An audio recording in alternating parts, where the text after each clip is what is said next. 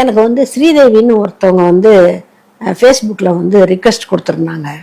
So அந்த ரிக்வெஸ்ட்டுக்கு நான் respond பண்ணேன்.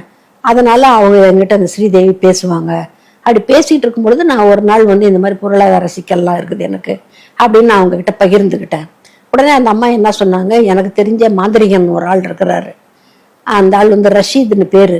ஸோ அந்த ரஷீத் அப்படின்றவர் கிட்ட நான் பேசுகிறேன், அவர் நம்பரை உங்களுக்கு வாங்கி கொடுக்குறேன், நீங்கள் பேசி அவரை வர வச்சு அவர் சொல்லக்கூடிய பரிகார பூஜைகளை செஞ்சீங்கன்னா உங்களுடைய பொருளாதார கஷ்டம் தீர்றதுக்கு வாய்ப்பு இருக்குது அப்படின்னுட்டு அவர் தான் எங்களுக்கு சொன்னார்.